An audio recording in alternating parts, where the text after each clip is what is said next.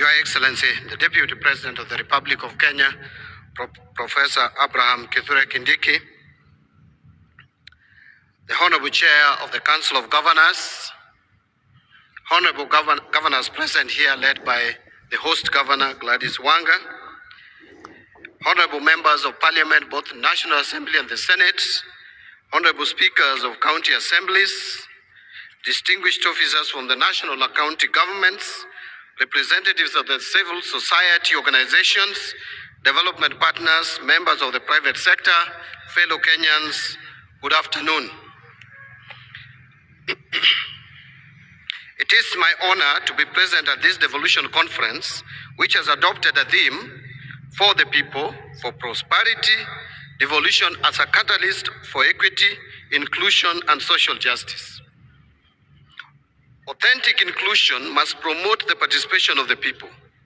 Broadened participation that is in line with the principle of prudent management of public resources dictates that we move from the national space and engage at the devolved space where the people are. When you communicate clear and progressive messages, as has been done by the presidency, you find wide support by those who mean well for the nation. And of course, in a big nation like ours, you can't also fail to find the bad apples. A few people will never believe that the country is moving forward, and you will see them all over the place. You'll find them even outside the country, stationed there to talk negatively about the country. But we live with such people amidst us. This is why this conference theme aligned fairly well with the theme for the budget statement for the financial year 2025-2026, which I read on 12th of June 2025. That is, stimulating sustainable economic recovery for improved livelihoods, job creation and business, and a national prosperity in line with the bottom-up economic transformation agenda. This national administration's commitment to devolution is evident. The equitable share transfers have financed roads, health facilities, water projects, and other critical infrastructure across our 47 counties. Your Excellency, I would pause there a bit and just mention that I believe for the first time in so many years since devolution began, that we were able to agree on shareable revenue and have the division of revenue bill assented to before 30th of June of the financial year, leading to the next financial year. This came about because of cooperation and understanding between the national government, the two arms of the legislature, and the Council of Governors, where, Your Excellency, you will remember that when the Parliament asked that we allow for not less than 415 billion to be allocated or put to the shareable revenue, I actually called you, Your Excellency, and informed you about the same, and later called His Excellency the President, and we mutually agreed. And when I communicated to Parliament, we were able to crack it and agree in a record time. That is what we call supporting devolution. I know the funds are not yet enough, but we are progressively moving to where we will be allocating enough resources to support service provision to our counties. Something also worth noting, Your Excellency, is that again, for the first time in a long period of time, we were able to transfer all the resources in terms of shareable revenue to the 47 counties before the end of financial year, including the arrears from the previous financial year. And I want to report here, Your Excellency, and I know the President must have spoken to this, that last Monday we managed to transfer the July allocation to our counties. And I want to give a commitment that we will continue to prioritize funding to counties. We'll be releasing money in good time for our counties to be able to move and provide services to our people. However, Your Excellency, the promise of devolution can only be fully realized if both the national and county governments work in close partnership, grounded in mutual accountability and prudent financial management. The example that we see in this county is a clear example of both national and county governments partnering together to deliver services to the people. Your Excellency, when you move around in this county, and more particularly in Homa Bay town, you will see massive improvement in this town.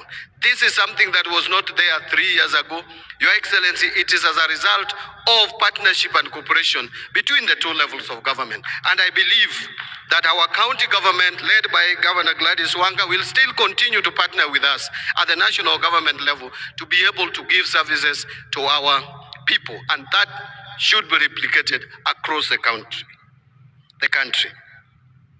Your Excellency, ladies and gentlemen, the rich discussions at this conference will align to and find support in the National Treasury at implementation. I want to guarantee that. You will recall, for example, that as a commitment towards attainment of universal health coverage, the national government allocated well over 204 billion shillings towards the sector in the financial year 2025-2026. To promote inclusive development, the National Treasury has been implementing a number of initiatives, such as the Kenya Rural Financing Inclusion Facility Project, Credit Guarantee Scheme targeting the MSMEs, and establishment of Kenya Mortgage Refinancing Company targeting to support the affordable housing program. I am happy to report that these initiatives are beginning to bring positive results, which have already been outlined in the course of the conference. Allow me, however, to highlight one initiative, that is financing climate action. Through this program, Your Excellency, the National Treasury has disbursed well over 7 billion shillings to 47 counties as part of the second tranche of the County Climate Resilience Investment grants under the Financing Locally Led Climate Action Program, otherwise known as FLOCA. This substantial investment marks a significant milestone in Kenya's climate financing architecture, reinforcing the country's commitment to locally led, community-driven climate action. Supported by the government of Kenya, the World Bank, and the governments of Germany, Sweden, Denmark, and the Netherlands, the county climate resilience investment grants respond to the urgent need for effective locally led climate actions. The funding allows county governments to operationalize their county climate change action plans and invest in priority climate resilience initiatives which are tailored towards unique climate vulnerabilities, ultimately advancing a more sustainable and climate secure future for all of us. I lay emphasis on this initiative as I mentioned that the CCRI grants represent a bottom-up approach. More specifically, it adopts this approach to climate finance, enabling county governments and local communities to take the lead in designing and implementing tailored projects that address local climate risks and build climate change resilience for long-term sustainability. This disbursement for the financial year 2025-26 will empower communities most vulnerable to climate change to drive sustainable development and long-term resilience. Our progress speaks volumes, and to date, the program has achieved remarkable national coverage, reaching 1,137 wards out of 1,450 ward target, which is a performance of 78.4%. Each new ward represents another community equipped to write its own climate resilience story. Your Excellency, ladies and gentlemen, in the education sector, the national government has committed to continue undertaking education reforms, expanding infrastructure in all learning institutions, and strengthening linkages between industry and training institutions in order to enhance access to education at all levels. Priority will be given to recruitment and training of teachers, enrollment of school children of pre-primary age in schools. In recruitment and training of teachers, Your Excellency, this audience will appreciate that this government made a promise to employ 100,000 teachers in 5 years. As we speak, the performance level is at 76%.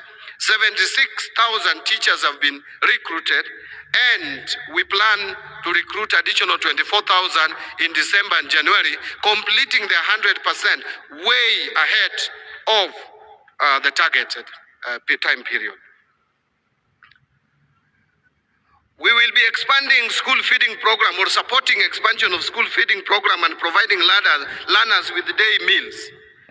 Construction and equipment of TVET institutions in 52 constituencies is ongoing, equipping 72 existing TVET institutions, recruiting 2,000 technical trainers and instructors, and establishing incubation centers in every TVET institution, and online learning in TVET institutions and universities. Your Excellency, allow me to highlight a few more issues on devolution as a catalyst for prosperity.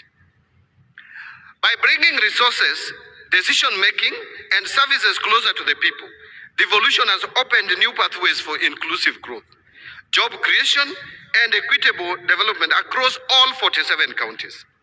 It has enabled previously marginalized areas to access infrastructure, health services, education, and economic opportunities, narrowing the historical inequalities that have long been hindered national cohesion. When effectively managed, devolution becomes an engine that not only drives economic expansion, but also ensures that prosperity is felt in every village, in every town, and every community across our nation. However, in order to continue to achieve this prosperity, public finance management reforms is critical in both levels of government. The National Treasury established the Public Financial Management Reforms Secretariat to coordinate public finance management reforms at both levels of government. The overall objective of the reforms is to achieve a public finance management system that promotes transparency, accountability, equity, fiscal discipline, and efficiency in the management and use of public resources for improved service delivery and economic development. Currently, the Secretariat, through the implementing counties and MDAs, are implementing PFM reform strategy of 2023-2028. Some of the reforms we are advocating and requesting for collaboration from the county governments include compliance with the fiscal responsibility principles as set out in the Public Finance Management Act, CAP 412A, full rollout and implementation of the tariffs and pricing policy, and implementation of the national policy on enhancement of county government's own source revenue. Specifically on the management of wage bill, the National Treasury has supported the re-engineering of Human Resource Information System Kenya. The system is meant to consolidate human resource data in the public service data and put in place effective wage bill controls. Your Excellency, as I conclude, I would like to appeal to greater collaboration with the county governments and the other stakeholders on the following few areas. Number one, I want to speak to Parliament first. To Parliament on fast-tracking enactment of the County Government's Additional Allocation Act. As you are aware, Your Excellency, delays in enacting the County Government's Additional Allocation Bill have become a perennial problem, leading to late disbursements, disruption in service delivery, and low absorption of additional allocations at the county level. It has also led to fiscal inefficiencies, resulting in additional costs to the country in the form of commitment fees and interest charged on foreign borrowing. To this end, I would like to call upon Parliament to support the executive and the county governments in fast-tracking the bills to ensure that they are disbursed and absorbed in a timely manner. Number two, to county governments on transition to the Treasury single account. To enhance cash management, the migration of ministries, departments, and agencies to the Treasury single account is progressing well. As the National Treasury onboards the county governments in 2026, I would appeal for your support on the same. This will help in prudent cash management at both levels of government. Number three, still to county governments on transition to e-procurement or e-government procurement. There is need to foster and bolster accountability and transparency in the management of public finances which remains as a key agenda in our nation. To this end, we are in the process of fully automating public procurement and asset disposal processes. In the spirit of prudence, we urge all counties to embrace and comply with these reforms. Transparency and accountability must be our shared currency, because every shilling we manage is held in trust for the people of Kenya. Number 4, again to county governments, and that will be the last comment I'm making. To county governments on unremitted pension liabilities. Analysis of data on unremitted pension contributions are submitted by the Local Authorities Trust Fund, Local Authorities Provident Fund, National Social Security Fund, Public Service Superannuation Fund, County Pension Fund, indicates that a substantial amount of pension debt is due from the county governments. Pension debt by the county government has accumulated over the years from 23.3 billion relating to the defunct local authorities, that is pre-devolution, inclusive of accrual deficits, to now over 103.2 billion as at 31st of October 2024, post-devolution. And to be honest here, this is criminal. If you are supposed to pay salary to a staff, and part of that salary is supposed to go to his or her pension, there is no rationale in paying half of the salary and leaving the rest of the salary with you or with the county government to implement other things or to pay other things. It is not fair, it is unjust, because this money belongs to people who will one time retire. And when people retire, they want to go home with something. You are killing the future of individuals, some people in the country. So please, whatever it takes, we must now start the culture of remitting all deductions to where they should be remitted. So I'm calling upon the county government and the relevant institutions concerned, and this is not just in the county level, even at the national level we have some of these challenges. We are calling upon the county governments and the relevant institutions concerned to verify and clear the debts to safeguard the social securities of our pensioners. Finally, very finally, let us all diligently play our roles of strengthening service delivery, upholding accountability, and ensuring that no Kenyan is left behind. I want to give a commitment, in so long as I'm still the Cabinet Secretary in charge of National Treasury, that we at the National Treasury will play our parts. The executive, the national government will play our parts in supporting devolution for better service delivery to our people. I thank you and God bless you.